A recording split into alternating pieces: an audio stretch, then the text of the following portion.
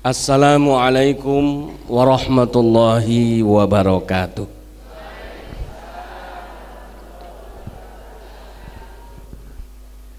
Alhamdulillah. Alhamdulillahi rabbil alamin. Wassalatu wassalamu ala asrafil anbiya'i wal mursalin Sayyidina wa maulana Muhammadin wa ala alihi wa ashabihi ajma'in. Amma ba'du fa ya ibadallah, ittaqullaha haqqa tuqatih wa la tamutunna illa wa antum muslimun. Rabbi a'udzubika min hamazati syayatin wa a'udzubika rabbi ay yahdurun. Shadaqallahul azim. Hadratal mukarramin, bapak-bapak, ibu-ibu yang dirahmati oleh Allah Subhanahu wa taala. Alhamdulillah, kita panjatkan puja dan puji syukur kehadirat Allah atas limpahan nikmat berkah yang luar biasa, jalinan ukhuwah kita yang begitu indah bisa terus terajut dan terjalin melalui wasilah Pondok Pesantren Modern Arisalah yang mulia ini.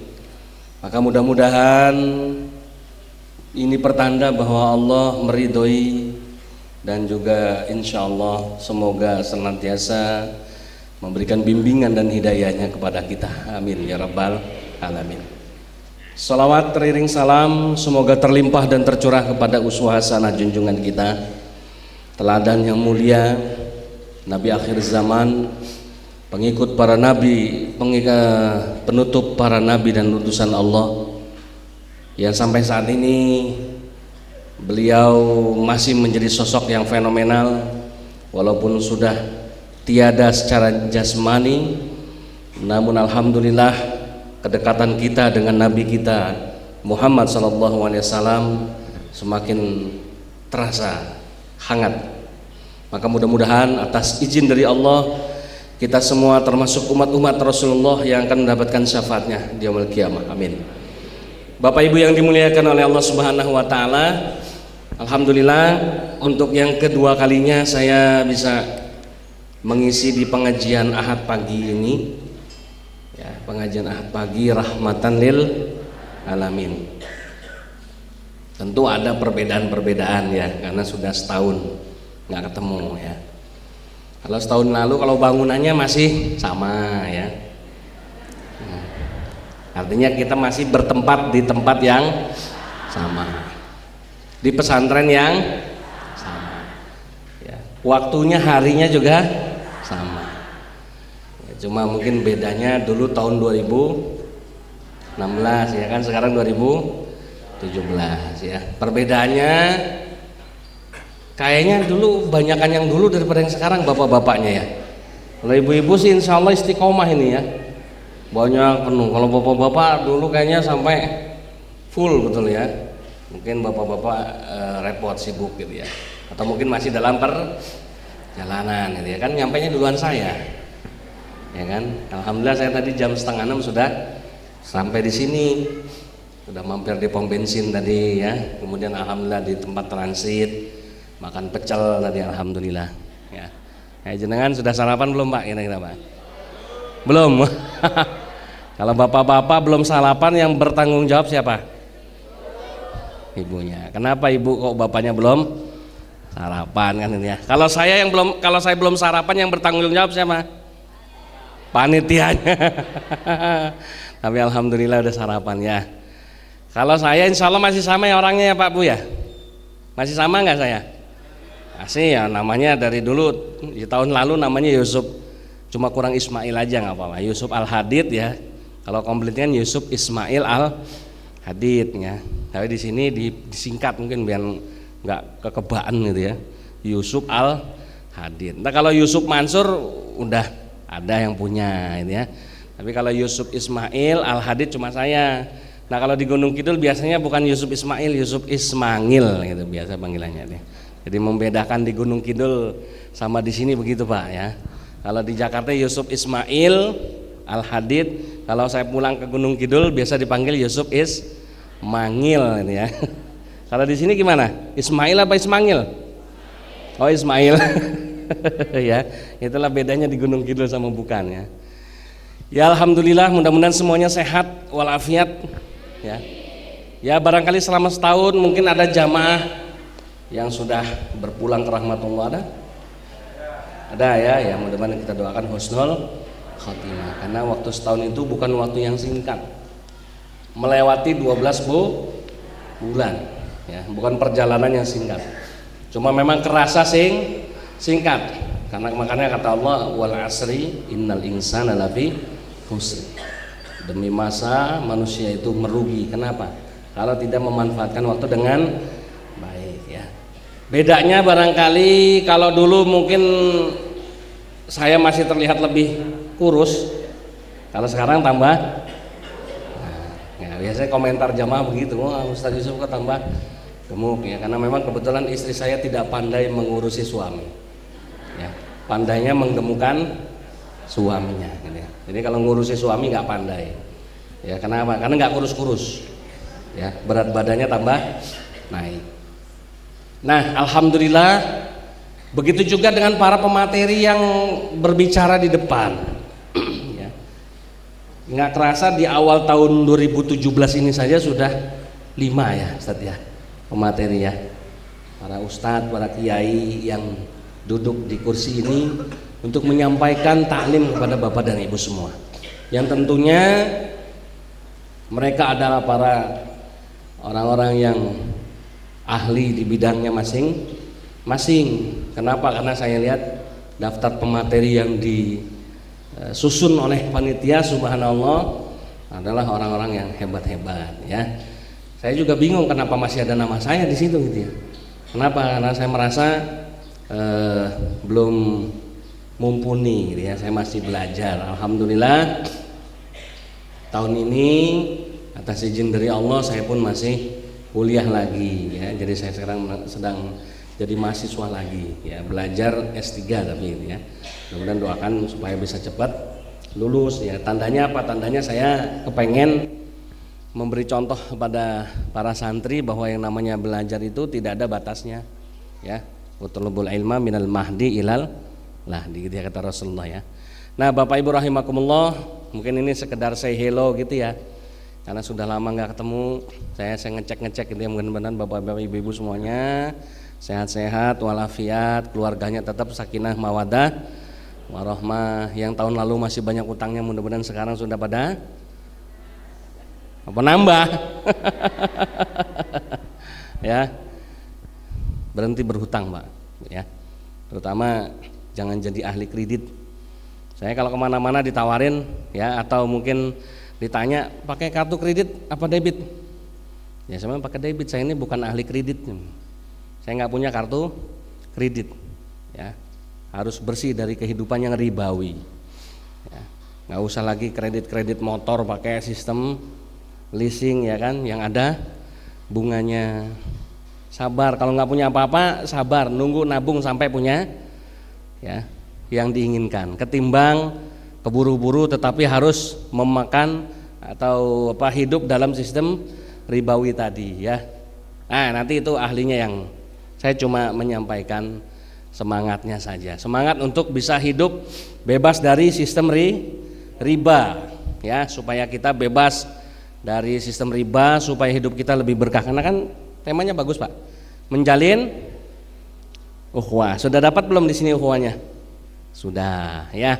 Kemudian menebar rahmah. Insya Allah dengan kumpul kita bisa saling sayang, menyayangi satu dengan yang lain. Yang terakhir, menggapai berkah. Keberkahan tidak akan dicapai manakala itu tadi kita tidak hidup dalam ridhonya Allah. Hidup dalam ridhonya Allah berarti harus ngikutin aturan Allah semua. Ya, maka kalau ada 1, 2 hidup kita yang masih ngikutin aturan setan, masih ngikuti aturan sistem orang-orang barat, ya, sistem kafir, ya inilah yang mengganjal keberkahan dari Allah Subhanahu wa Ta'ala. Saya pun dulu sama, rasanya kita nggak bisa memiliki sesuatu kalau tidak pinjam di bank, ya, kredit dan lain sebagainya. Tapi alhamdulillah ketika saya mulai sadar, kemudian saya berhenti, ya ternyata nggak berpengaruh apa-apa. Alhamdulillah. Bahkan mohon maaf, sampai detik ini saya termasuk disebut Ustadz Kuper gitu ya. Karena kalau orang tanya sama saya, ada nomor WA-nya nggak Ustadz? Tidak ada. Ada akun Facebooknya? Tidak punya. Ada Line-nya? Tidak pakai. Pokoknya segala jenis medsos saya tidak pernah pakai, alhamdulillah, sampai detik ini. Kenapa? Saya bilang itu semua produknya orang-orang kafir, ya, yang tidak memberi manfaat. Kalau masih ada manfaat dan tidak haram nggak masalah, tetapi masih banyak mudorot menurut saya sehingga saya nggak mau pakai. Ketimbang nanti saya hidup saya cuma repot ngurusin pelentang pelentung, ya tak? Mau mandi ngupdate status, mau kasih tausiah ngupdate, bukan memikirkan apa materi yang bagus yang bisa diberikan sama jamaah, malah mikirin yang penting populer. Wah, biar orang tahu ke Ponorogo lo, ke pondok pesantren modern terkenal miliknya Pak Kiai Maksum lo, kan begitu? Ya kan? Ke Jakarta lo, yang itu gitu. Berangkat umroh, wah mohon doanya umroh, nah, ben ketok umroh tapi kan. Jadi itu kadang-kadang inilah yang mengganjal, makanya saya stop total, tidak pakai medsos-medsosan, tapi itu saya loh ya, jangan diikutin. Karena alhamdulillah di pesantren saya sendiri nggak ada yang ngikutin saya tuh. Ya, yang pakai saya nggak larang, silakan gitu ya. Tapi menurut kajian saya pribadi dan mengukur kemampuan iman saya, kok rasanya daripada saya hidup sibuk dengan urusan-urusan ya media sosial, mendingan saya menyibukkan diri dengan hal-hal yang jauh lebih bermanfaat. Jadi kalau menghubungi saya silakan lewat SMS atau lewat telepon atau ketemu langsung ya. Nah makanya kemarin juga sekaligus menjawab panitia, ada juga panitia tanya, emang Ustaz Jul nggak punya WA-nya? Enggak ada yang percaya. Masa HP-nya bagus gitu nggak punya WA segala macam? Ya HP-nya, tapi kan saya nggak pakai. Ya. HP harus bagus, kenapa? Harus nyimpan memori yang banyak SMS-nya kan gitu ya, biar bisa ngetik SMS yang panjang kan gitu ya, biar cepet gitu ya. Nah itu contoh. Bapak Ibu rahimakumullah, karena tema kita kali ini adalah dakwah mu'alaf gitu temanya. Jadi saya sama panitia, Ustadz apa tema yang akan saya sampaikan? Ya, dikasih tema dakwah mu'alaf. Apa sih bedanya dakwahnya mu'alaf sama dakwah yang lain kan begitu? Masih ingat nggak yang kemarin pegang janggut, masih ingat? Masih ingat pegang janggut? Waktu yang lalu. Hah? Udah lupa. Ya dan nanti saya ingatkan lagi gitu ya. Apa-apa memang biasa Pak. Al insanu mahalul khata wan nisyan. Manusia itu tempatnya salah dan lupa. Sama kayak ibu-ibu kalau Ramadan, kalau puasa, ada satu pertanyaan yang ibu-ibu tiap tahun itu sama ada. Ya, saya juga bingung ibu-ibu nanyanya pertanyaannya sama melulu tiap tahun. Kalau puasa mesti ada, amatin. Biasanya di Ramadan itu kan banyak ya rubrik-rubrik Islami, konsultasi ustadz, ustazah dan lain sebagainya. Amatin deh selama 1 bulan Pak. Ibu-ibu itu mesti ada yang nanya begini, ustazah atau ustadz, saya ini kan lagi puasa, saya harus masak buat buka puasa. Kalau saya nyicipin batal nggak puasa saya? Itu mesti pertanyaan yang ada tiap tahun. Padahal jawabannya ya sama.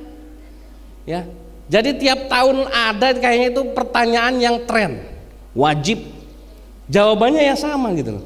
Jadi menandakan ibu-ibu itu tiap tahun paling hobi nanyanya begitu gitu. Ya, walaupun ibu yang lain gitu ya.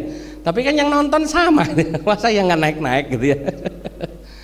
Bapak Ibu yang dimuliakan oleh Allah Subhanahu wa taala, inilah yang menarik. Secara umum yang namanya dakwah Islam insya Allah sama semua.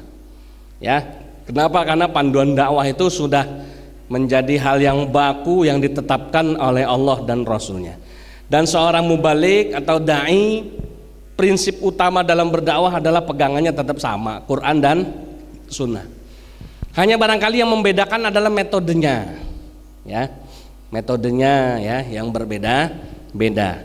Nah, buat saya ya yang punya latar belakang bukan dari kalangan Ustadz murni, artinya Ustadz murni itu bukan keturunan Islam dari lahir ya, bukan keturunan kiai, bukan keturunan Ustadz, tentu memiliki metode dan cara yang barangkali sedikit berbeda dengan dakwah yang dilakukan oleh para kiai, para asatid, para mubalik yang memang asli dari lahir adalah sudah menjadi seorang muslim ya. Perbedaan itu mengikuti latar belakangnya saja sebetulnya ya. Tetapi prinsipnya sama, dakwah yang dikembangkan adalah dakwah Islam, tujuannya pun sama ya, untuk menegakkan kalimat Allah di muka bumi ini, cuma jalannya yang berbeda ya. Salah satunya adalah yang akan saya sampaikan di sini, dan mudah-mudahan ini menjadi penyemangat gitu ya, bukan menjadi pelajaran. Saya di sini bukan mau memberikan, sebenarnya tidak ada hal yang baru ya.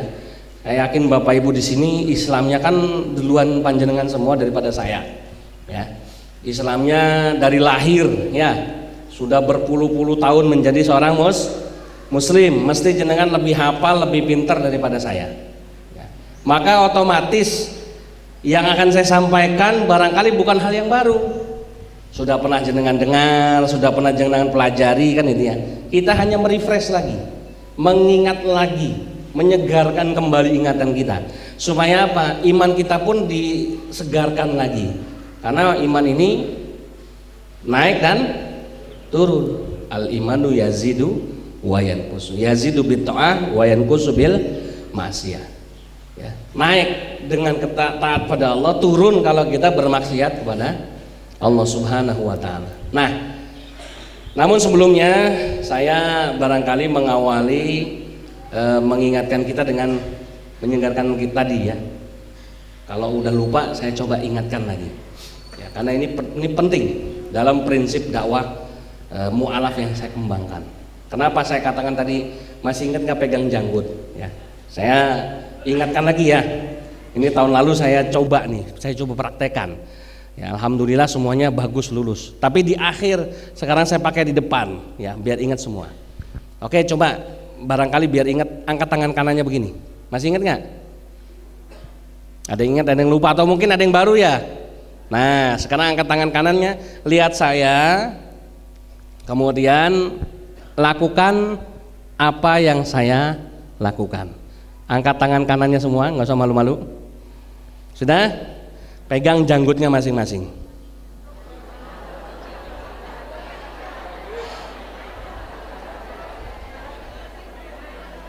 Ibu-ibu kok kayak tawon ngawung-ngawung ya. Ulang lagi, sekali lagi, angkat tangan kanannya, pegang janggutnya masing-masing. Ya, terima kasih. Itu yang membedakan dakwah mu'alaf ya, caranya, tujuannya sama ya. Tujuannya sama untuk apa sih?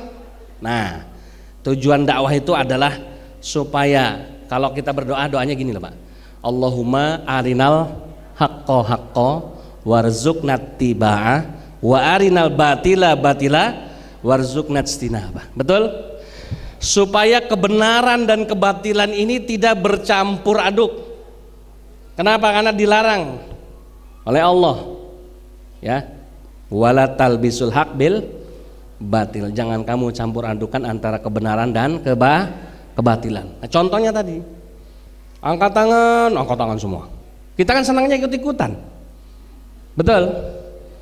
Lagi rame Ahok ngurut, wah ya, nanti rame ke sana yang kiri wurut, ikutan ya. Rame maju ke depan, rame yang di belakang mundur ke belakang, betul ya. Kita ini masih banyak menjadi follower.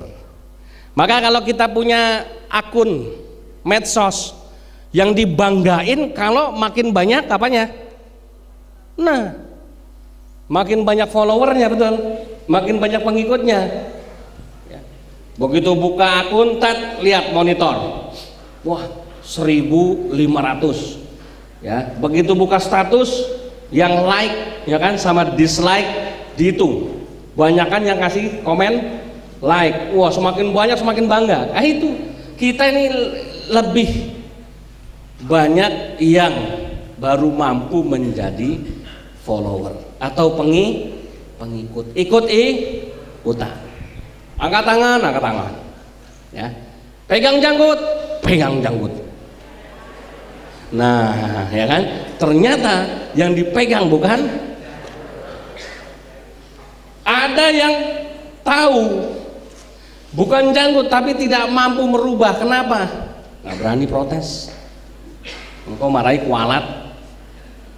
Sing ngarani ki kiai lho. Sing ngarani ki presiden lho kan ya. Yang bilang itu tokoh ya kan gitu ya. Yang bilang itu gubernur. Nah, nggak ada yang berani. Tahu salah tapi tidak berani untuk meluruskan kesalahan itu. Nah, jadi ini masalah kita sekarang. Saya barangkali sedikit meleset dulu nih sebelum saya bicara mengenai dakwah mualaf. Yang lagi tren kan masalah Ahok ya Bapak Ibu ya. Boleh ya komentar ya. Kemarin ada yang berangkat demo di sini. Ada. Angkat tangan yang ikutan demo. Ayo yang berangkat Jakarta. Aku jujur, apa-apa nggak ditangkap polisi kok Pak, udah lewat. Ya. Jadi saya kalau ingat kasus Ahok itu sebetulnya malu sama diri saya sendiri. Kenapa?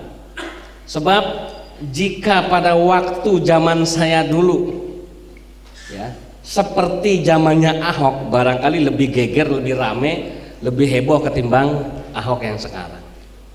Ya, saya ini dulu nih, saya kasih gambaran ke inti masalahnya dulu. Karena kan tadi udah saya kasih contoh, pegang janggut, insya Allah semuanya pinter. Karena tadi banyak ibu-ibu yang protes, bukan, nah, wah sudah mulai belajar amar ma'ruf nahi mungkar. Bapak-bapak juga sama. Berarti insya Allah di sini jamaah sudah. Itu tadi karena pembicara di sini pematerinya orang-orang pinter, jadi jamaah pun insya Allah jadi ikut pinter. Pinternya karena ngaji, bukan karena minum tolak angin, Pak. Ya. Jadi kalau pinternya minumnya tolak angin itu pinter palsu. Kenapa? Cuma korban iklan. Iklannya apa Bu? Orang pintar minum tolak angin kan gitu ya. Kalau jamaah pengajian Ahad pagi yang ada di sini pintar karena memang ngajinya mempeng, yang mulang ngaji para kiai, para ustadz yang memang ilmunya luar biasa. Nah gitu ya. Jadi karena jenengan ini saya anggap sudah cukup pintar, saya coba ke inti masalahnya. Ya. Saya ingat dulu sebelum saya jadi Islam, saya pernah melakukan yang sekarang sedang heboh, penistaan agama. Kalau dulu nggak seramai sekarang. Makanya saya bilang kalau saya hidup di zaman Ahok sekarang, barangkali Ahok tuh nggak ada apa-apanya. Coba jenengan nilai sendiri. Yang pernah saya lakukan apa? Dulu ketika saya sekolah misionaris, ya, di sekolah itu saya pernah dibimbing oleh pendeta namanya Pendeta Sandi namanya. Beliau memberikan sebuah semacam games sama murid-muridnya termasuk saya. Beliau mengatakan begini, coba kalian membuat ya, bentuknya itu bebas, boleh puisi, boleh singkatan, boleh yel-yel, boleh lagu apapun. Yang intinya ya apa tuh namanya? Mohon maaf ini ya, menghina Nabi Muhammad. Intinya adalah menghina nabinya umat Islam. Intinya begitu. Ya. Maka kemudian bikin nih, saya bikin, teman-teman saya bikin. Nanti dinilai sama pendeta, yang paling bagus nanti dapat hadiah. Ya, baik, semua bikin sekitar 2 jam dikasih waktu. Setelah selesai semuanya disuruh memaparkan. Ada yang bikin yel-yel, ada yang bikin lagu, ada yang bikin puisi, ada yang bikin singkatan. Saya termasuk yang bikin singkatan. Saya bikin singkatan waktu itu yang ternyata ya, kalau dulu puji Tuhan gitu ya. Buat saya waktu itu. ternyata singkatan saya itu membuat si pendeta Sandi ini kagum dan saya dinyatakan menang, nilainya paling bagus. Apa singkatan waktu itu? Saya buat seperti ini. Islam itu kan terdiri dari 5 huruf ISLAM, betul? Ini dulu ya, dulu makanya dinilai ini. Jangan salah nguping saya yang disalahin. Ya, dengarkan baik-baik. Islam dari 5 huruf. Saya singkat ya. I-nya itu ikut, S-nya setan, L-nya lewat, A-nya ajaran, M-nya Muhammad. Jadi Islam singkatan dari ikut, setan lewat ajaran Muhammad. Coba bayangin kalau saya hidup di zaman Ahok, ya, kira-kira lebih kurang ajar saya apa sih Ahok, Pak? Jujur, lebih kurang ajar saya Pak Ahok, Pak? Sama. Itu sama kayaknya udah minimal itu. Ya. Tapi menurut saya lebih kurang ajar saya dulu ketimbang si Ahok. Kenapa? Ahok itu cuma memelintir Al-Maidah 51. Saya menghina sosok yang membawa Al-Quran. Tapi kenapa zaman saya tidak seramai sekarang? Nah, ada perbedaan. Ya. Tetapi problemnya sama, masalahnya sama. Nah, ini yang mau saya kupas. Ya. Saya waktu itu tidak menyadari bahwa yang saya lakukan adalah kekeliruan besar. Yang saya lakukan waktu itu adalah saya bangga, saya merasa tidak menyesal karena saya ditugaskan sedemikian. Tapi begitu saya masuk Islam, mendapatkan hidayah dari Allah, saya mikir-mikir betapa bodohnya saya. Ya.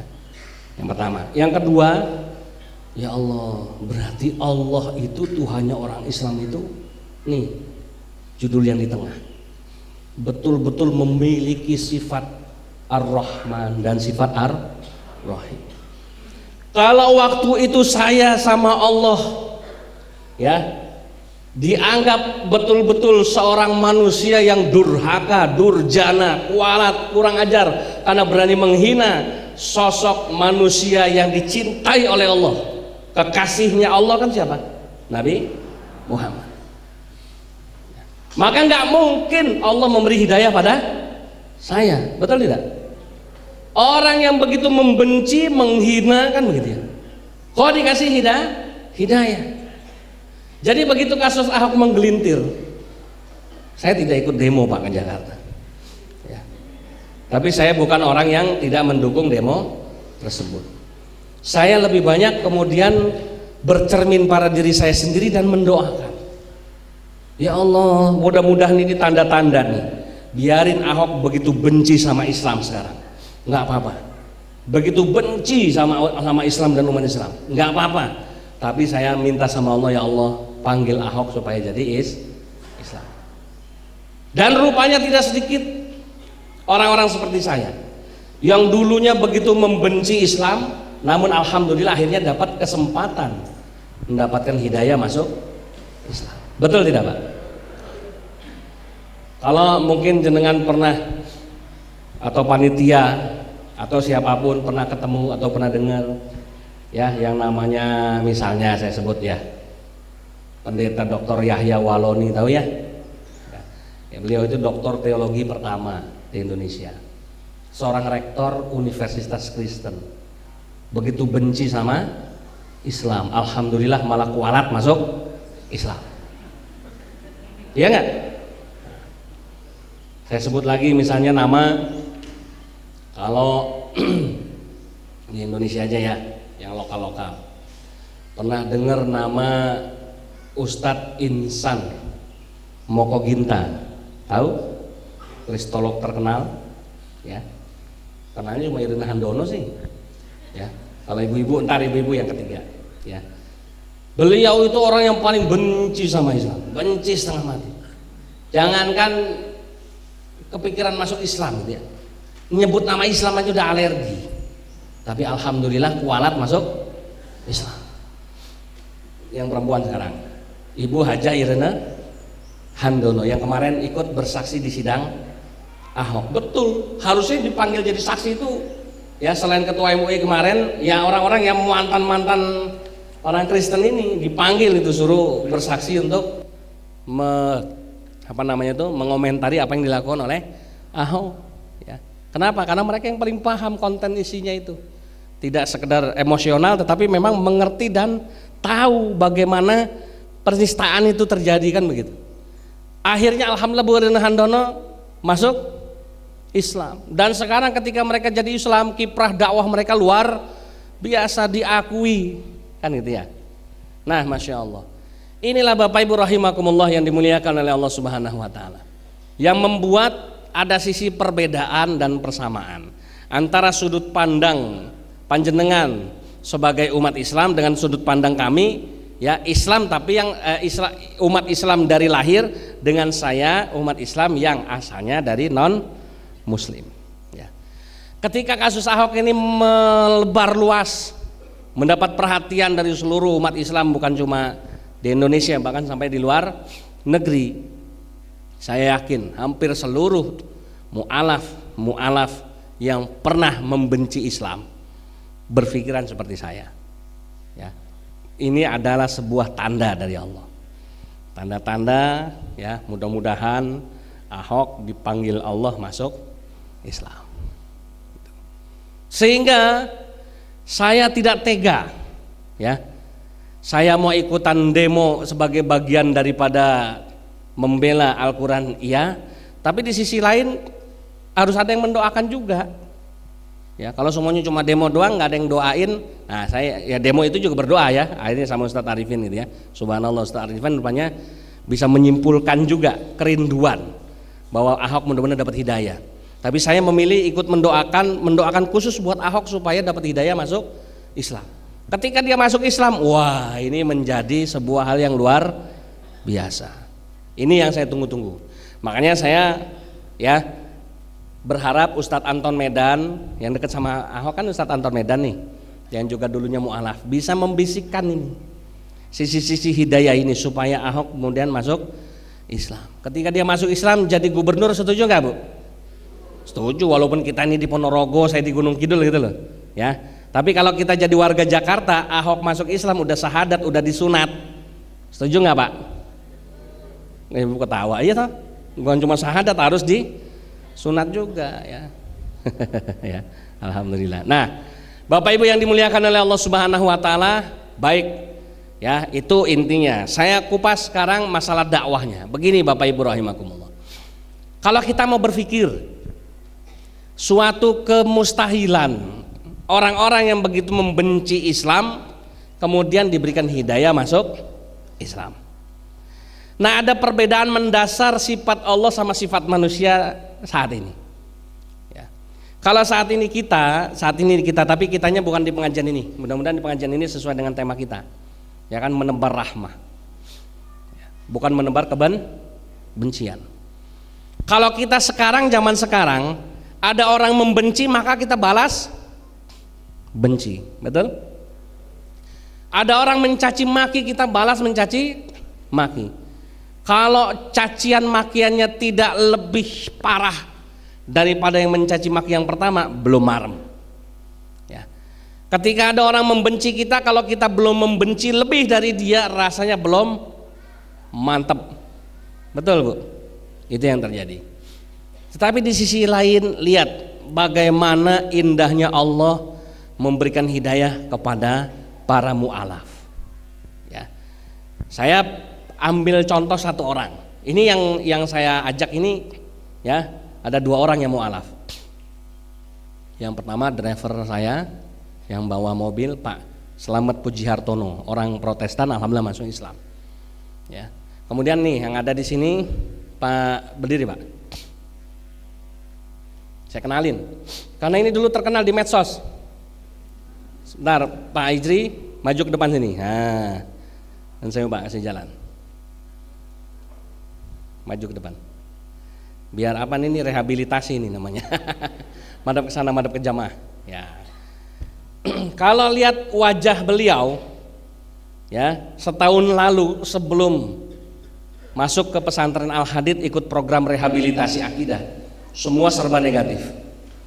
Beliau ini siapa? Beliau ini nama lengkap, nama muslimnya Muhammad Hijri Firnanda. Nama kafirnya itu Stefanus siapa?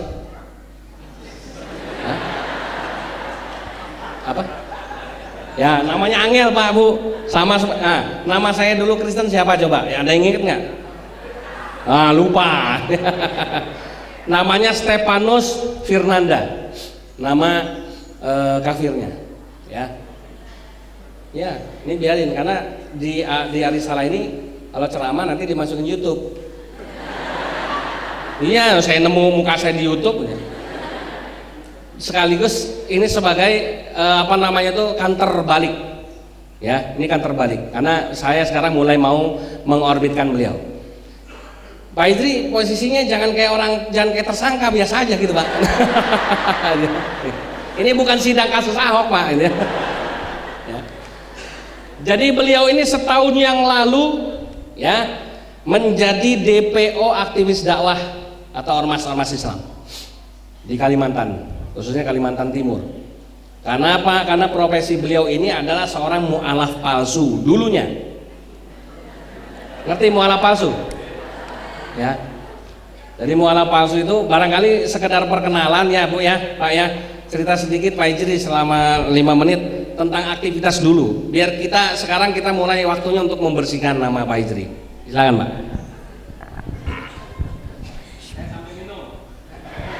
Assalamualaikum warahmatullahi wabarakatuh. Ini langsung aja Bu ya, karena mempersingkat waktu. Pada tahun 2002 saya dikirim untuk menjadi seorang misionaris ke Kalimantan Timur. Nah, sebelum masuk ke suatu daerah kita harus sama seperti yang dituju. Jadi seperti di dalam Injil ada disebutkan dalam Injil Roma pasal 2 ayat 25 sampai 28, kalau kamu ingin memenangkan orang Yahudi kamu harus seperti orang Yahudi. Jadi kalau kamu ingin menang dari orang Islam kamu harus seperti orang Islam. Jadi kita harus pura-pura masuk Islam dulu supaya kita bisa mengalahkan orang Islam. Ya, tapi alhamdulillah Allah tidak berkenan. Tahun 2007 alhamdulillah semua kedok kami terbongkar. Alhamdulillah terbongkar. Kalau tidak itu saya tidak bisa berguru kepada beliau ya. Akhirnya menjalani hukuman selama 2 tahun. Nah ini kualat Bu, gara-gara membenci Islam apa yang disampaikan oleh beliau tadi. Tapi melalui proses di penjara dulu. Nah setelah di penjara, alhamdulillah di penjara itulah banyak ketemu dengan ustadz-ustadz, kita diberitahu bagaimana Islam yang sebenarnya. Jadi itu. Jadi tahun 2004 alhamdulillah dari awal tahun 2004 karena pura-pura menjadi orang Islam masuk penjara, dan alhamdulillah tahun 2007 alhamdulillah selesai bermasalah, diulang lagi pensahadatan. Kalau memang mau masuk Islam tahun 2012 diikrarkan kembali, tapi dengan satu syarat, jangan seperti yang dulu.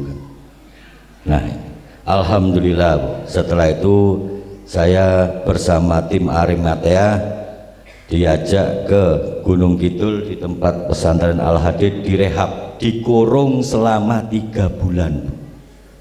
Bukan dikurung di penjara, tidak. Rehabilitasi yang ada di sana melalui 3 tahap. Pertama isolasi untuk bisa mengenang atau secara apa yang pernah kita lakukan dulu. Alhamdulillah selama dalam masa rehabilitasi kita tahu, semakin yakin.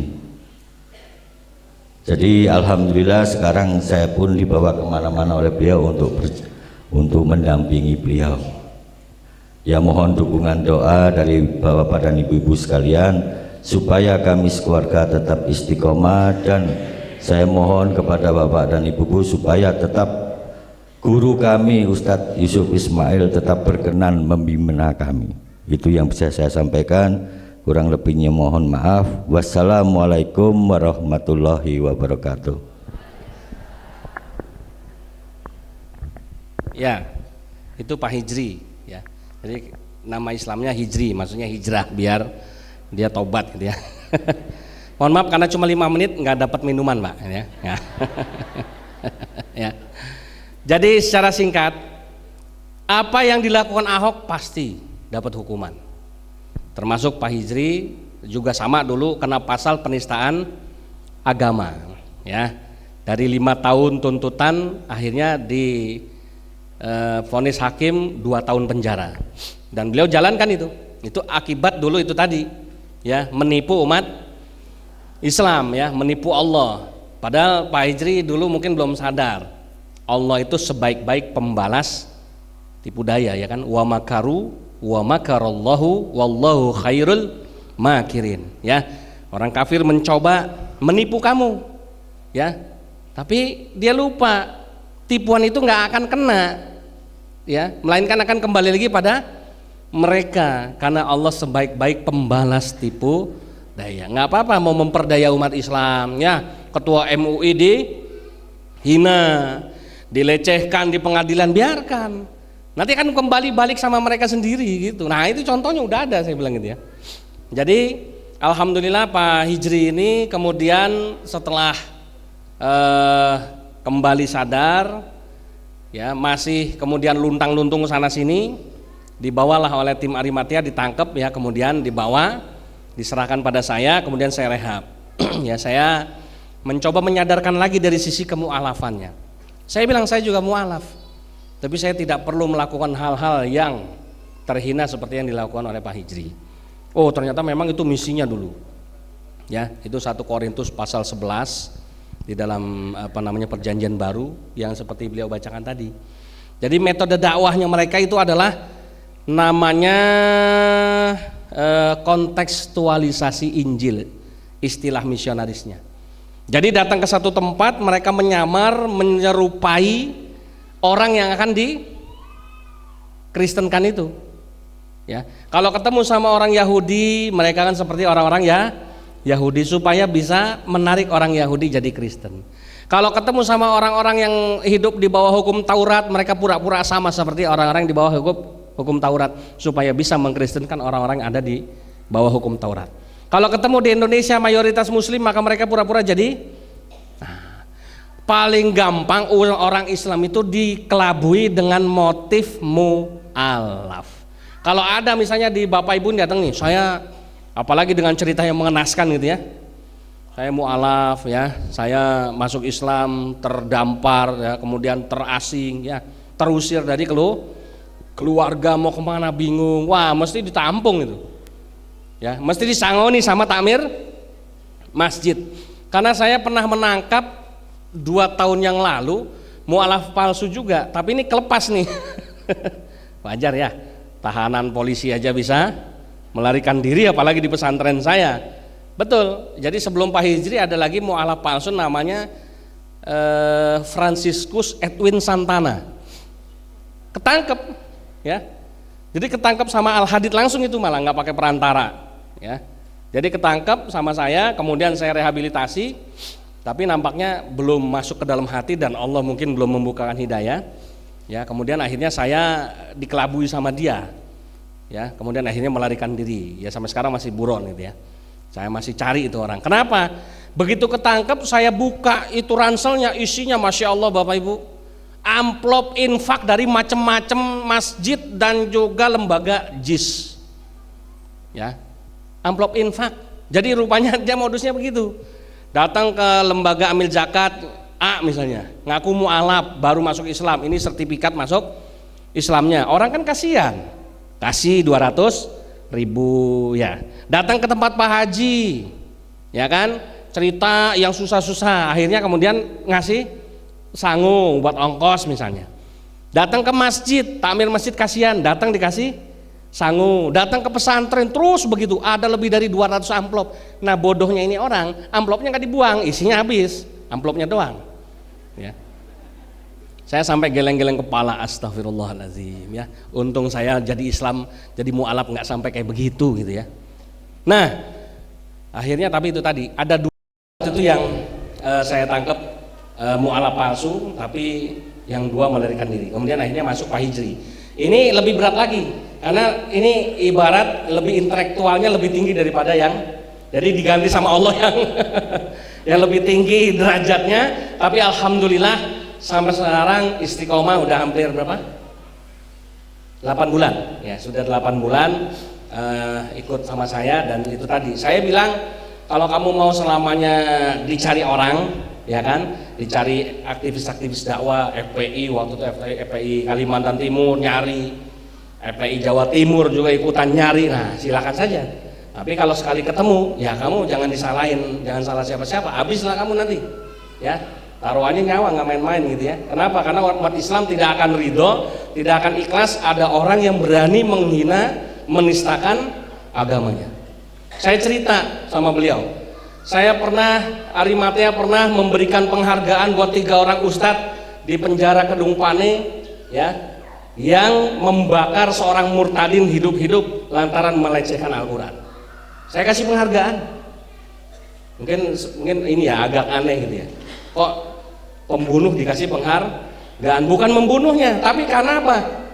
Karena dasarnya dia, sebabnya dia sampai membunuh orang itu keterlaluan. Orangnya itu murtadin, dulunya Islam, murtad, kemudian menghina Al-Quran, diinjak-injak Al-Quran itu sama dia. Di depan Ustadz 3 ini, ya itu ngamuk, udah nggak mikir mau dipenjara.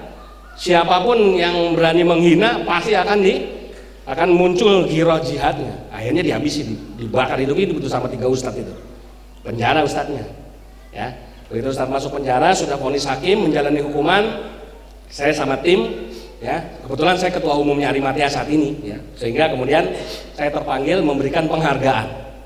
Ya, penghargaan kepada beliau yang sudah berani menegakkan Islam, yang tidak berani belum tentu berani dilakukan oleh kita. Coba kita andai kata saat ini gitu Pak ya, ada orang menghina di depan kita, ya mungkin mau spontan mau langsung arep mateni ya mikir panjang, ya enggak? Ya beraninya seperti kemarin ikutan demo kan gitu ya, ikut-ikutan mendukung ya kan para habaib, para ulama supaya Ahok dihukum seberat-beratnya, mengikuti. Tapi kan mereka luar biasa. Bukan saya melegalkan tindakan kriminal, itu salah. Cuma kenapa saya berikan penghargaan? Yang pertama, saya memberikan support kepada keluarga mereka. Karena setelah Ustadz ini dipenjara, anak istrinya terlantar akhirnya.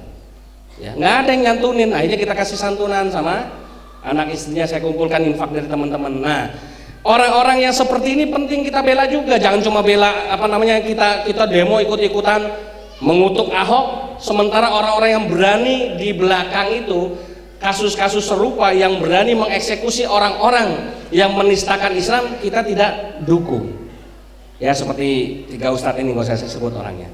Ya, sehingga saya memberikan penghargaan atas beliau karena itu tadi tindakannya untuk membela agama kita, agama Islam, membela Al-Quran yang luar biasa. Begitu juga dengan Pak Hijri, rupanya beliau ini aktor intelektual di balik mu'alaf palsu. Ada timnya, ada 11 orang ya, yang 2 tertangkap, yang 9 melarikan diri. Akhirnya alhamdulillah Pak Hijri termasuk yang kemudian akhirnya menurut saya nilai sekarang sudah taubatan nasuha, sudah cukup baik. Nah makanya berani saya ajak kemana-mana supaya beliau lihat, untuk jadi orang Islam itu nggak perlu jadi penipu kok, ya kan? Kenapa? Karena orang Islam itu welcome. Orang Islam itu tidak pernah berprasangka pada siapapun, ditipu juga diem aja kok kita, ya, ya. Dihina ya paling kita cuma bisa marah, tapi sebenarnya dalam hati kita tetap mendoakan yang baik kan. Tadi ada yang demo, ada yang mendoakan si Ahok kan begitu. Itulah sifat kita umat Islam. Makanya saya sampaikan kepada Pak Hijri, ayo Pak Hijri kembali pada Islam yang benar, dari Islam yang baik, ya. Syukur-syukur kamu jadi ustadz, kamu bisa menyampaikan bahwa ada loh sekelompok orang-orang tertentu, oknum-oknum dalam ya kelompok misionaris yang berperan seperti ini, seperti saya. Nanti kalau duit kumpul disetor kepada lembaganya, ya lembaga misionarisnya itu. Itu banyak. Kenapa? Ya itu tadi, kalau keliling satu masjid ngasih sumbangan sekian dikumpul-kumpul kan banyak Pak jadinya. Nah alhamdulillah sekarang beliau sudah menurut saya sudah baik ya, dan tinggal menunggu saja kapan beliau mau betul-betul membela Islam. Sekarang sudah belajar ya, suatu saat akan kita tampilkan untuk lihat bagaimana kiprahnya dalam dunia dakwah. Bapak Ibu yang dimuliakan oleh Allah Subhanahu wa taala, secara tidak langsung panjang lebar kurang lebih selama 1 jam saya ngomong, saya sudah menceritakan bagaimana dakwah mu'alaf itu. Ya, satu intinya, ya.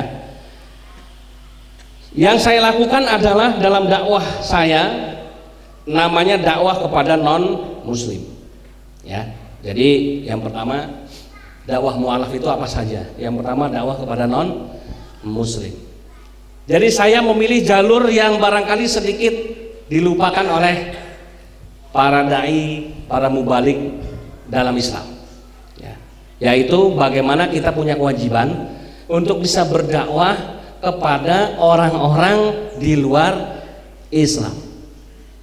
Rasulullah SAW dulu bisa berhasil, ya, menyebarkan Islam karena berhasil mendakwahi orang-orang kafir, kan gitu. Banyak berbondong-bondong mereka masuk Islam sampai digambarkan di surat apa itu? Bismillahirrahmanirrahim. Idza jaa nasrullahi wal fath, an-nasr. Wa ra'aitan nas yadkhuluna fi dinillahi afwaja. Kamu akan lihat bagaimana berbondong-bondong manusia masuk ke dalam Islam. Itu kisah Fathul Makkah, ya. Betul. Nah, subhanallah.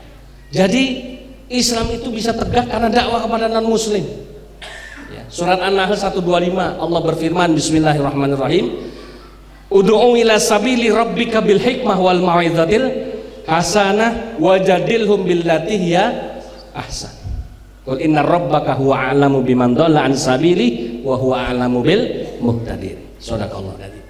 Serulah, ajaklah, dakwahkanlah ke jalan Allah, ke jalan Tuhanmu dengan cara yang hikmah dan mau'izah hasanah, yang bijaksana dan penuh dengan nasihat-nasihat yang mulia. Ya, siapa orang-orang non-Islam? Ayat ini berlaku khususnya kepada orang-orang non-Islam. Ya. Wajadilhum billati ya asan. Kalau kepaksanya kamu berdebat sama mereka, berdebatlah dengan cara yang baik. Ya. Kenapa? Karena kamu nggak tahu, Allah yang tahu siapa di antara mereka yang dapat petunjuk dan menjadi mu'alaf masuk Islam. Masya Allah. Bapak Ibu yang dimuliakan oleh Allah Subhanahu wa taala, yang terakhir nih dakwah saya kemarin Jumat yang lalu saya mengislamkan satu orang anak muda SMA kelas 1 laki-laki, ya. Dia konsultasi sama saya 2 kali. Ustadz, saya ini keluarga besar Protestan, namanya Gebri Nanete apa siapa lu rodok angel mualaf namanya susah ya. Belakangnya Batistuta pokoknya begitu ya, sama kayak tadi Pak Hijri ya. Ya, tapi diantara nama-nama mu'alaf, nama kafir saya kayaknya yang paling bagus ya. Karena nama saya dulu itu Yori Yonatan Force gitu ya, jadi kayaknya lebih berkelas gitu ya. Ngalem awet dewe itu Pak. Karena itu tadi ya, karena memang jarang orang punya nama Kristen yang komplit. Yori Yonatan ini 2 bapak dan anak pejuang agama Kristen ya. Force ini dari bapak saya, kemudian bapak saya masih keturunan Belanda, jadi famnya atau nama marganya. Jadi itu. Nah, si Gebri ini cerita, saya dari kecil sudah tidak srek di gereja, Ustaz. Kenapa? Karena cuma dongeng dong isinya. Saya merasa tidak mendapatkan sesuatu yang bisa mencerahkan saya. Tapi saya lihat teman-teman saya yang Islam itu, terutama kalau bulan puasa, seneng. Ya. Mereka kalau pagi geruduk ke masjid subuh, sahur dulu, pada bangun sahur, habis itu subuhan, ya kan, kemudian pada main-main ya, kemudian habis itu puasa ya kan, nanti buka puasa rame lagi, jadi hidup suasananya. Begitu juga tiap hari. Saya itu kalau mau menunggu waktu sembahyang lama 1 minggu cuma 1 kali. Saya lihat teman saya yang Islam seneng 1 hari 5 kali ya. Terus kemudian saya jawab begini ya. Oke, kalau begitu saya mau tanya dulu sama kamu sebelum kamu masuk Islam. Pertanyaan sederhana, kamu punya idola nggak sekarang ini? Penyanyi atau mungkin artis, bintang film dan lain sebagainya? Punya Ustaz. Siapa? Justin Bieber. Wah, ya Bieber kenal nggak? Hah? Kok iya kayak kata kenal, ditakoni kenal apa ora? Oh meneng. Kenal nggak Bu? Kenal ya enggak gitu ya, saya juga enggak. Tapi tahu ya Pak ya, Justin Bieber itu kalau salah pemain tinju ya. Hah? Oh bukan, apa? Oh penyanyi. Oh udah ganti tau Bu. Kayak saya kira pemain tinju anaknya Mike Tyson gitu ya. Ya, penyanyi ya dari Amerika itu ya, terkenal. Kenapa kamu mengagumi dia? Coba kamu cerita, saya hitung waktunya 1 menit. Cerita nih, wah suaranya bagus, suaranya ganteng, bla bla bla bla bla, tek 1 menit, betul. Nah bener dia ini ngefans berat, ya, karena dengan lancar bercerita tentang kelebihan si Justin Bieber selama 1 menit. Oke, kamu mau tahu nggak idolanya saya siapa? Emang Ustadz punya idola? Oh punya, ya bintang film ya Ustadz ya? Bukan, ya kan, laki-laki apa perempuan? Laki-laki, ya kan? Siapa Ustadz? Nah makanya kamu mau tahu apa enggak? Mau tahu? Oke, tak ceritain. Ya, idola saya itu adalah Nabi Muhammad Sallallahu Alaihi Wasallam. Kamu udah tahu belum? Ya saya tahu namanya, itu nama nabinya orang Islam. Ya, tapi saya belum tahu. Nah, penting buat kamu tahu. Jadi supaya besok kalau kamu jadi Islam bukan cuma tahu sembayangnya, bukan cuma tahu puasanya, bukan cuma tahu Islamnya, tapi ngerti siapa yang ngajarin sholat, siapa yang ngajarin puasa. Lah emang siapa Ustaz? Ya itu idola saya itu, Nabi Muhammad. Oh yang ngajarin Nabi Muhammad. Oh iya, yang dilakukan orang Islam sekarang itu karena dituntun dan diajarkan oleh beliau. Oh gitu. Oke. Sekarang saya cerita tentang Nabi Muhammad 1 menit, kamu dengerin. Ya Ustaz, saya ceritain tuh tentang Nabi Muhammad. 1 menit, tek saya berhenti. Gimana? Menurut kamu lebih hebat Nabi Muhammad atau Justin Bieber? Jujur. Ya. Ya dia bilang, kalau saya lihat ya, dia bilang menurut dia secara sekilas menurut cerita Ustadz lebih hebat Nabi Muhammad. Tapi saya kan belum pernah lihat Ustadz. Kalau Justin Bieber kan masih bisa saya lihat di TV. Nah. Wah, ini angel meneh pertanyaannya. Biasanya mualaman pertanyaannya susah-susah ya Bu ya. Oh, gimana caranya ya?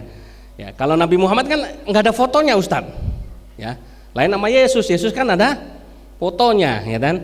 Tapi kalau Nabi Muhammad nggak ada fotonya, gimana saya bisa lihat Nabi Muhammad? Oh, saya nggak kehabisan akal. Makanya kamu syahadat dulu. Kalau kamu belum syahadat, kamu susah mau tahu, mau lihat Nabi Muhammad itu susah. Ya, tapi kalau kamu udah syahadat nanti saya bisa terangkan sama kamu. Oh gitu Ustaz, iya. Gimana? Tertarik nggak kamu ikut jadi pengikut, jadi fansnya Nabi Muhammad? Kalau kamu mau masuk Islam berarti kamu udah nggak boleh lagi ngefans sama Justin Bieber. Kamu harus ngefans sama Nabi Muhammad. Ya, saya ceritain. Biasanya saya cerita sama calon mu'alaf itu yang pahit-pahit Pak. Nggak pernah saya cerita yang manis-manis. Kenapa? Rumus saya begini. Kalau kebiasaan menceritakan yang manis, nanti dapat yang pahit dia menggerutu. Betul. Kamu masih Islam aja, jadi Islam tuh enak. Ya, wah nanti kamu bisa ini, bisa begini, bisa begini, bisa begini. Wah, susah. Begitu jadi Islam, tahu Islam itu berat. Sholat sehari 5 waktu 5 kali. Yang laki-laki harus ke masjid, menutup aurat, nggak boleh lagi bergaul bebas. Ya, kemudian alat-alat musik yang berbau seton harus dibuang. Berat. Nah, makanya saya ceritakan yang pahit dulu. Ya, yang pahitnya jadi Islam begini. Kalau udah diceritakan yang pahit, nanti dia ketemu yang manis, dia akan bersyukur. Oh, ternyata Islam tuh nggak sepahit itu, kok ada yang manis. Ya, ternyata banyak yang manis. Manis semua ternyata kan gitu jadinya. Nah, itu trik saya begitu. Nah, ini kebanyakan mu'alaf akhirnya balik ke agamanya karena itu tadi. Kebanyakan dari kita itu korbannya jadi jadi pinter merayu saja, cuma menceritakan yang enaknya, tidak kita ceritakan yang pahit-pahitnya. Kalau saya kebalik, saya ceritakan yang pahit. Siap nggak kamu jadi Islam? Kalau kamu betul-betul mau jadi Islam yang baik, ya kamu harus tahu semuanya tentang Islam. Jangan separuh-separuh. Ya, termasuk yang putri. Kalau yang putri saya biasanya saya kasih tahu dulu. Jadi Islam, kewajiban pertama kamu sebagai seorang perempuan adalah berhijab. Kalau kamu janji, saya siapin hijab, begitu syahadat pakai hijab, saya mau syahadatin kamu. Tapi kalau enggak, mohon maaf, cari tempat lain, saya nggak mau. Saya begitu. Kenapa? Karena di Islam setelah kamu syahadat, wajib hukumnya menutup aurat. Kalau kamu jadi Islam masih buka aurat, nggak ada bedanya kamu sama waktu kamu masih jadi kafir. Ya. Kalau mau silakan, kalau nggak mau ya sudah. Ya, tapi saya kasih pengertian. Kamu harus tahu di Perancis, ya kan, kamu harus tahu di Inggris. Orang-orang bule perempuan di sana yang dapat hidayah masuk Islam bukan sekedar pakai hijab biasa. mereka langsung bercadar tuh, subhanallah. Apa ya? Ya nonton aja di YouTube, tinggal lihat. Bagaimana ketika mereka sudah syahadat asyhadu alla ilaha illallah wa asyhadu anna muhammadar rasulullah, langsung mereka nggak tanggung-tanggung, bukan cuma pakai kerudung. Ada nggak nih? Tahu bedanya kerudung sama ya Bu ya? Nah, kan saya udah pernah nyindir sama ibu yang waktu itu. Ya. Jadi mereka betul-betul menutupi auratnya dari ujung rambut sampai ujung kaki menurut syariat. Yang boleh terlihat adalah apa? Bu, ibu-ibu, muka sama sikil, kaki, coba lihat kakinya masing-masing tuh. Bukan yang di sini, yang di sana tuh kakinya. Boleh kelihatan nggak kaki? Betis? Tadi katanya yang boleh kelihatan apa? Muka dan telapak kaki. Nggak ada toh, berarti harus nah itu makanya tuh lihat kakinya tuh ya. Jadi itu. Nah, alhamdulillah dalam dakwah yang saya lakukan, ketika kita mensyahadatkan seorang mualaf putri atau yang akhwat, mereka langsung berhijab. Ya, yang ikhwan ya tadi caranya kita ajak dialog dulu. Nah, jadi alhamdulillah ini si Gebri masuk Islam, ya masuk Islam. Kemudian setelah masuk Islam saya cerita, kamu mau ketemu Rasulullah, mau ketemu Nabi Muhammad. Mau Ustaz, sabar, ada waktunya, ada prosesnya. Sekarang kamu jadi fansnya dulu. Kalau udah ngefans berat sekali, udah betul-betul cinta, udah betul-betul rindu, pasti nanti ketemu. Ya, caranya Ustaz, sabar, nanti ada tanggal mainnya, saya bilang gitu ya. Ada waktunya gitu ya. Nah itu biar dia penasaran, karena mualaf tipenya begitu, seneng yang ya bikin dia penasaran, akhirnya giroh belajarnya bangkit ya. Nah Bapak Ibu rahimakumullah, itu yang pertama, dakwah kepada non muslim. Yang kedua tadi sudah saya ceritakan, saya rangkum saja. Yang saya lakukan adalah dakwah imunisasi akidah. Jadi dakwah imunisasi akidah. Jadi dakwah yang memberikan imunisasi akidah buat umat Islam. Kenapa? Saat ini mohon maaf, banyak sekali misionaris-misionaris berkeliaran di mana-mana tanpa kita sadari dan tanpa kita ketahui. Sebab apa? Sebab misionaris sekarang itu berprofesi ganda. Ada yang namanya dalam dunia misionaris itu, dunia misi Kristen itu ada dua. Ada yang namanya pure mission dan mixed mission. Yang pure mission, yang murni misi adalah dia misionaris murni berprofesi sebagai seorang penginjil yang tugasnya mengkristenkan orang. Tetapi ini sudah mulai nggak laku, sudah mulai berat tantangannya dan cobaannya. Maka yang kedua, mixed mission adalah misionaris yang berprofesi ganda.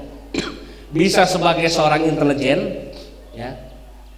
Bisa sebagai seorang misionaris, bisa sebagai seorang politikus, bisa sebagai seorang dokter, bisa sebagai seorang guru, bisa sebagai seorang siswa, bisa sebagai seorang mahasiswa, macam-macam. Ya, maka sekarang dikembangkan yang kedua ini, yang mixed mission ini. Makanya sekarang banyak sekali laporannya masuk, Ustadz di sekolah saya ada seorang siswa yang misionaris. Baru enggak. Ustadz di sekolah saya ada guru yang misionaris. Ustadz di tempat saya ada dokter ternyata misionaris. Ada ini ternyata misionaris. Nah, sebetulnya banyak yang seperti itu. Ya. Nah makanya penting buat saya memberikan dakwah untuk memberikan imunisasi, memberikan kekebalan akidah kepada umat Islam. Supaya apa? Supaya semakin banyaknya misionaris-misionaris ini, akidah kita semakin kuat. Tujuannya begitu. Kalau akidahnya sudah kuat, mau apapun mereka berbagai macam cara mereka lakukan. Karena di surat Al-Baqarah 120 udah jelas ya, keterangan dari Allah, informasi dari Allah, pedoman dari Allah, ya, maklumat dari Allah yang memberitahu kita. Bismillahirrahmanirrahim. Walang tardo angkal yahudu walan nasara hatta tattabi'a millatahum. Yahudi dan Nasrani nggak akan pernah senang pada kita sampai kita mengikuti milah mereka. Jadi mereka akan berjuang terus-terusan mati-matian. Nah ini, ya. Yang berikutnya, yang ketiga adalah dakwah rehabilitasi akidah, seperti yang terjadi oleh Pak Hijri contohnya. Ya. Jadi dakwah rehabilitasi akidah ini saya menghimpun mu'alaf-mu'alaf yang masih tersesat, ya, mu'alaf-mu'alaf yang masih belum menemukan jalan kembali kepada Allah. Ya, misalnya dalam perjalanannya setelah syahadat ada tawaran-tawaran menggiurkan, ya, dunia dan segala isinya, tersesat masalah wanita, tersesat masalah tadi gitu ya, harta, tersesat masalah jabatan dan lain sebagainya. Kemudian kita luruskan kembali, kita rehabilitasi kembali supaya menemukan jalan kembali kepada Allah. Nah ini ya yang saya lakukan. Atau nah ini tugas berat ya, yang saat ini saya dapat informasi kemarin bahwa saat ini pendeta dan misionaris di Gunung Kidul sedang menghimpun dana besar ya untuk menghalangi usaha dakwah saya. Kenapa? Salah satu yang saya lakukan ini termasuk yang tidak dilakukan oleh siapapun, yaitu merehabilitasi mereka yang murtad dari Islam. Ya, terakhir beberapa bulan yang lalu, memang ini agak jarang. Kenapa? Biasanya nggak semua orang Islam itu kalau anggota keluarganya murtad berani kemudian menghubungi saya. Ada yang ikhlas-ikhlas saja, ya udah, ya murtad ya lakum dinukum waliyadin. Contoh, saya pernah belanja di warung pakai motor, ya, warung keliling, warung sayur. Ya, kemudian ketika saya sedang belanja, ini ibu-ibu lagi ngobrol nih. Biasa kan ibu-ibu ya, salah satu tempat ngegosip itu kan ketika belanja sayuran ya Bu ya, betul Bu? Ya. Saya dengerin aja nih ibu-ibu ngobrol nih. Tanya, anakmu kemana itu si perempuan? Ya. Oh itu sekarang udah di Australia. Hebat. Ngapain di sana? Ya kan suaminya orang sana. Hebat bener. Dapat suami orang bule. Iya. Sekarang menetap di sana. Iya. Jadi pulangnya setahun sekali. Lebaran bukan pas Natalan. Loh kan Natal? Iya, dapat suaminya orang non Islam. Kemudian ikut suaminya. Iya, ikut suaminya. Loh kok didiemin aja? Kenapa nggak suaminya suruh masuk Islam? Ya gimana lagi, namanya udah cinta, orang tua mau bisa apa? Kalau udah cinta itu kan tai kucing rasa coklat ya Bu ya. Udah susah dipisahin kan begitu ini ya. Akhirnya kemudian ya sudah, yang penting bahagia, yang penting udahlah bertanggung jawab suaminya. Nah, kira-kira ini seperti contoh orang tua yang benar nggak Pak Bu kira-kira? Masya Allah. Kok anaknya murtad malah dibiarkan begitu saja? Tetapi banyak kasus yang terjadi ya seperti itu, diam-diam saja, nggak nyari saya atau nyari ustadz, nyari kiai gitu loh, enggak. Kenapa? Malu, takut dan lain sebagainya. Nah, yang beberapa yang menghubungi saya bantu. Termasuk terakhir kalau nggak salah 6 bulan yang lalu saya juga baru membantu seorang akhwat, keluarganya ini keluarga inilah ya, keluarga terpandang ya, tokoh Islam, tokoh NU di kampungnya. Bapaknya ini semacam kaum gitu ya, mimpin yasin, tahlil, ngurus orang yang mati dan lain sebagainya. Oh kok punya anak perempuan malah mau murtad, baru mau murtad karena dapat pacar orang, dapat calon suami orang Nasrani. Akhirnya begitu saya dilaporin, saya kemudian tanganin, si anak saya panggil, si laki-laki yang Kristen juga saya panggil, kemudian saya ajak dialog, saya ajak debat si laki-laki Kristen ini. Akhirnya kamu milih mana? Milih mundur, teratur, atau tetap maju? Kalau maju kamu kepentok begini, saya cuma nunjukin aja jalannya ya. Tapi kalau kamu mundur, saya kasih hormat sama kamu. Pilih mana? Alhamdulillah dia pilih mundur. Nah, ketika laki-lakinya sudah mundur, berarti kan sudah aman nih gangguan nih. Maka saya fokus ngurusin yang calon murtadin tadi. Kemudian saya rehabilitasi supaya kembali lagi Islamnya. Alhamdulillah 32 hari dia mau kembali jadi Islam, berhijab lagi sampai sekarang. Alhamdulillah. Nah, ini contoh. Tapi di sisi lain kira-kira Bapak Ibu, dakwah yang saya lakukan ini membuat sakit hati pihak sana nggak kira-kira? Sangat ya.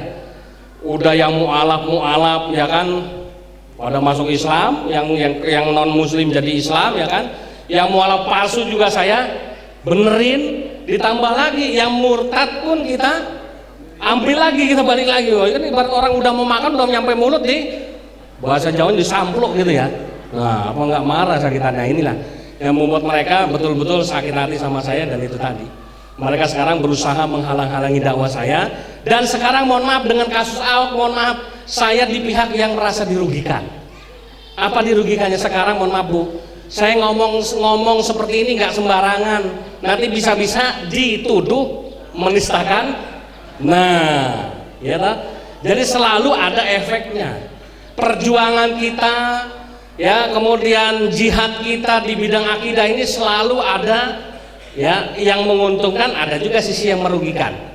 Ya, menguntungkan tadi kita membela agama Allah, merugikannya itu tadi sekarang semua orang sedikit-sedikit nyinggung dianggap menistakan agama, dilaporin. Nah, kalau saya, waduh, saya kan dakwah saya di bidang ini, bisa tiap hari habis saya kena laporan kalau misalnya dikit-dikit di laporan penistaan agama, ngomong salah sedikit tentang orang lain dianggap menistakan agama, salah sedikit. Nah, tapi apakah saya mundur? Ya enggak, memang ini sudah bidang dakwah saya, dakwah mu'alaf yang seperti ini. Maka apapun resikonya ya sudah bismillah saja gitu menurut saya. Nah, inilah mudah-mudahan sengketa masalah Ahok ini bisa segera selesai supaya ustadz-ustadz yang di bawah seperti saya ini tidak kena imbasnya gitu ya. Kalau memang sudah kena itu tadi ya, memang sudah pantas Ahok dihukum, kita serahkan ke pengadilan, ya kan, ya sudah, biar segera selesai berakhir. Karena pas sekarang ini kan akhirnya jadi saling lapor melapor. Habib Rizik lah dilaporin, ya kan? Apalah dilaporin gitu. Nah, ini sekarang jadi repot di situ. Mereka sekarang orang-orang Nasrani merasa dapat momen. Satu orang Ahok nggak apa-apa jadi tumbal untuk bisa menghajar ustadz-ustadz yang lain. Paham Pak? Itulah grand strateginya mereka. Makanya kita dakwah itu harus punya perhitungan, harus punya strategi tadi ya. Nah, baik, ini saja yang bisa saya sampaikan ya. Mudah-mudahan ini pengalaman-pengalaman dalam dakwah mu'alaf ini bisa menginspirasi Bapak Ibu. Intinya satu, selama berjuang di jalan Allah, saya selalu memberi motivasi kepada para mu'alaf yang membantu saya, mendukung saya dengan satu hal ya, berkorban di jalan Allah itu jauh lebih mulia ya. Walaupun kita diledekin, ada orang Kristen pernah ngeledekin saya, Ustaz, dulu waktu Anda Kristen, Tuhan Yesus yang berkorban buat Anda dengan mati di kayu salib. Sekarang setelah Anda jadi Islam, kok malah Anda yang disuruh berkorban buat Tuhan? Nah, kurang ajar tak? Itu cara mereka ngompor-ngomporin, manas-manasin saya ya. Kan lebih hebat orang Kristen yang berkorban Tuhannya. Sekarang setelah Anda jadi Islam, malah Anda suruh berkorban buat Tuhan. Tuhannya enak-enakan gitu katanya, menurut cerita dia ya. Tapi saya bilang apa? Jawaban saya begini. Buat saya, inilah cara saya untuk menunjukkan kepada Allah bahwa hidayah yang Allah berikan pada saya, yang ketika itu saya sangat benci pada Islam seperti yang saya gambarkan tadi, ya kan? Kok mau-maunya Allah, kok peduli-pedulinya, kok baik-baiknya Allah kasih hidayah sama saya gitu aja. Saya ini kan dulu bukan orang baik, menghina Islam, benci pada Nabi Muhammad. Kok dikasih hidayah masuk Islam? Saya juga nggak habis pikir. Bapak saya itu pendeta yang benci banget sama Islam. Saya pertemuan waktu itu saya sempat ceritakan, karena saya cerita tentang sejarah masuk Islam. Saking bencinya sama jemaat dibilang, kalau kamu pulang dari gereja belanja di warung Pak Haji, tolong jangan kamu lihat mukanya, jangan kamu pandang matanya. Kenapa pendeta? Nanti pulangnya kamu disunat kan gitu. Ya. Tadi Islamophobia, kebencian Islam. Nah, tapi alhamdulillah di sisi lain ya, saya bersyukur kemarin waktu pemilihan presiden Amerika, saya berdoa mudah-mudahan Donald Trump yang jadi presiden. Saya tuh paling seneng Pak Bu kalau ada orang benci banget sama Islam, saya paling seneng. Bahkan kalau suruh ketemu sama saya seneng sekali. Makanya di sini kalau ada di Ponorogo orang benci banget sama orang Islam, sama Islam ada orang Nasrani ya, yang benci sekali sama Islam, bilang sama saya Pak, kita ajak ketemu ya, dialog. Saya yakin sebenci-bencinya dia sama Islam, semakin benci Allah semakin senang untuk memberikan hidayah. Ya, maka ketika dia kemudian diskusi sama saya, mudah-mudahan dia jadi Islam, dia akan menjadi orang yang membela Islam mati-matian dengan harta dan jiwanya. Nah itu Pak, itu kelebihan mu'alaf-mu'alaf yang dulunya benci sama Islam kemudian dapat hidayah masuk Islam. Alhamdulillah Ibu Irene Handono, betul? Setelah jadi Islam luar biasa. Yahya Waloni sekarang setelah jadi Islam luar biasa. Pak Insan Moko Ginta setelah masuk Islam juga luar biasa. Nah inilah yang kita harapkan, sehingga mudah-mudahan semangat para mu'alaf-mu'alaf ini menginspirasi bapak-bapak ibu-ibu yang Islam dari lahir ya, sehingga betul-betul punya, kan kalau jenengan nggak punya pengalaman benci Islam tuh, nggak pernah punya pengalaman, terus dari lahir cinta banget Dari lahir ceprot sampai sekarang pokoknya cinta mati sama Kanjeng Nabi, kan begitu. Pokoknya walaupun baca Yasinnya cuma baca Latinnya, tetap Yasinan gitu. Ya enggak? Ya. Ya dulu waktu saya belum baca Quran saya kagum, wah hebat ya orang Islam ya. Kok Yasin bisa dihafal sama dia? Pas saya belajar pantasan hafal, tiap malam Jumat dia baca. Padahal dia nggak bisa baca Quran. Tapi karena saben malam Jumat dia baca seumur-umur gitu ya.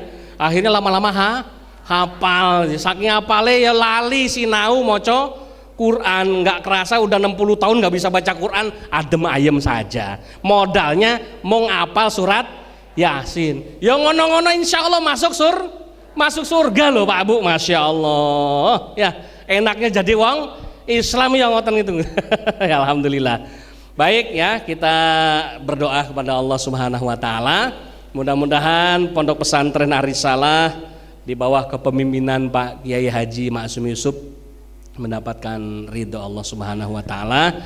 Pengajian Ahad pagi rahmatan lil alamin, selalu mendapatkan rahmat dan ridhonya Allah Subhanahu wa taala beserta para pematerinya dan juga para hadirin Bapak Ibu jamaah yang setia mengikuti kajian Ahad pagi ini. Mudah-mudahan Allah Subhanahu wa taala selalu mencintai kita, menyayangi kita dan membimbing kita. Amin ya rabbal alamin. Astaghfirullahalazim, astaghfirullahalazim, astaghfirullahalazim. Lakal hamdu ya Allah, ya Maulana, ya Ma'bud, ya Karim. Allahumma salli wa sallim wa barik ala sayyidina Muhammadin fil awwalin wal akhirin wa sallim wa radallahu ta'ala kulli sahabati Rasulillah ajmain.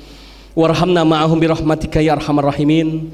Alhamdulillahi rabbil alamin. Allahumma salli wa sallim wa barik ala sayyidina Muhammad wa ala ali sayyidina Muhammad. Allahumma taqabbal minna innaka antas samiul alim wa tub alaina ya Allah ya Maulana innaka antat tawwabur rahim. Allahumma ighfir lana dzunubana wa li walidaina warhamhuma kama rabbayana shighara wa li jami'il muslimina wal muslimat wal mu'minina wal mu'minat al ahya'i minhum wal amwat innaka sami'un qaribun mujibud da'wat wa ya qadiyal hajat. Allahumma innaka qulta ud'uni astajib lakum wa innaka la tukhliful mi'ad wa inna nas'aluka kama hadaitana lil Islam wa an la tanzi'ahu hatta tatawaffana bi'adal muslimin. Allahumma a'inna ala dzikrika wa syukrika wa husna ibadatik. Allahumma ya muqallibal qulub sabbit qulubana ala dinik. Allahumma ya musyarrifal qulub syarrif qulubana ala ta'atik. Allahumma ya alima ma fis sudur akhrijna ya Allah minaz zulumati ilan nur. Ya Allah ya hadi ihdinas siratal mustaqim. Ya Allah Engkau yang maha memiliki petunjuk ya Allah, tunjukkanlah kami selalu jalanmu yang lurus ya Allah, jalan yang orang-orang di dalamnya Engkau berikan nikmat hidayah seperti jamaah pengajian Ahad pagi rahmatan lil alamin di Pondok Pesantren Ar-Risalah ini ya Allah. Ya Allah, janganlah Engkau berikan kami jalan orang-orang yang tersesat seperti orang-orang Nasrani dan jalan orang-orang yang Engkau durhakai, jalan orang-orang Yahudi ya Allah. Ya Allah ya Rahman ya Rahim, dekaplah kami dengan kasih sayang-Mu yang tulus ya Allah. Biarkanlah kami atas izin-Mu memasuki surga-Mu bersama keluarga kami dan kaum muslimin dan muslimat yang beriman kepadamu ya Rabb. Ya Allah ya Rabbana ya Karim, curahkanlah selalu nikmat-nikmat-Mu atas seluruh kaum muslimin dan muslimat di mana saja mereka berada ya Allah. Ya Allah, berikanlah ya Allah cinta kasih sayang-Mu kepada orang-orang non muslim ya Allah yang membenci agama-Mu.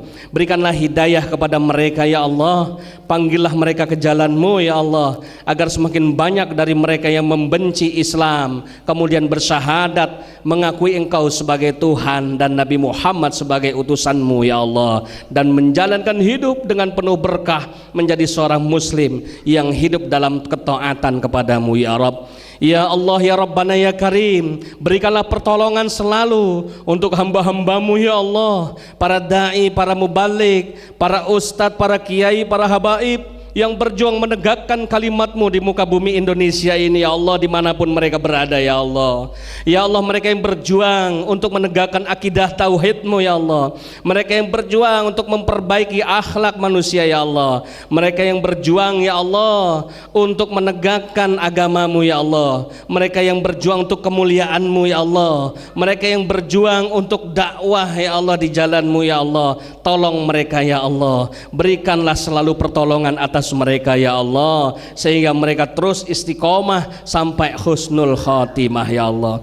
Ya Rabbana ya Karim ya Mujibas Sa'ilin, pisahkanlah kami dalam ketaatan dan persatukanlah kami dalam rahmat-Mu ya Allah. Rabbana zalamna anfusana wa illam taghfir lana wa tarhamna lanakunanna minal khasirin. Rabbana atina fid dunya hasanah wa fil akhirati hasanah wa qina azabannar. Subhana rabbika rabbil izzati amma yasifun, wassalamun alal mursalin, walhamdulillahi rabbil alamin.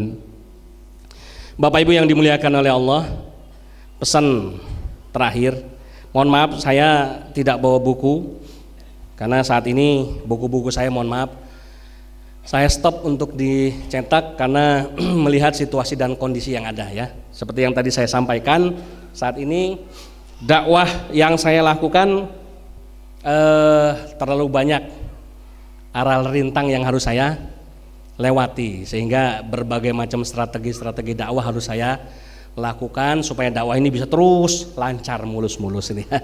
Sehingga buku-buku saya yang sudah habis saya tidak cetak sementara waktu sampai situasi kondusif kembali, karena buku-buku saya ini kan buku-buku yang jelas tidak ada, nggak mungkin tidak berkaitan dengan ya profesi saya lama sebagai misionaris dulu gitu ya, sehingga selalu berhubungan dengan mereka. Otomatis saat ini dengan kondisi yang ada tadi saya sebut, saya cerita ya, saat ini barangkali kurang menguntungkan, jadi saya mohon maaf saya tidak bawa ya, dan saya sementara saya stop, tidak saya perjualbelikan. Nah tapi insya Allah kesempatan beramal jariah masih ada nih. Sekarang di tempat kami khususnya di Karangmojo Gunung Kidul di pesantren kita ini betul-betul sedang berlomba-lomba untuk memperluas tanah. Saya dengan MUI, dengan pesantren-pesantren yang lain sedang bekerja sama. Pokoknya tanah-tanah di sekitar pesantren harus diselamatkan, harus dibeli. Kenapa? Itu tadi nggak kerasa kita tahu-tahu udah ada tanah 3 hektar berdiri rumah sakit Katolik di sana. Ya. Dan ini akan terus mereka kembangkan. Makanya kita khawatir ya nanti gerak dakwah kita semakin sempit. Alhamdulillah yang tahun lalu kita berhasil membebaskan tanah 2.300 meter ya, alhamdulillah dari jamaah pengajian Risalah. Nah ini saya bawa kupon wakaf tanah lagi bagi Bapak Ibu yang mau beramal jariah untuk membantu dakwah para mu'alaf yang ada di Gunung Kidul di pesantren saya gitu ya, bersama saya sebagai ketua timnya ya. Karena yang di tempat saya yang seperti Pak Hijri ini masih banyak teman-temannya gitu ya, yang alhamdulillah ikut berjuang membantu saya. Nah sekarang ini kuponnya bentuknya seperti ini, lebih kecil, lebih ramping, 1 meternya barangkali udah naik daripada tahun lalu, Rp33.000 per meter perseginya.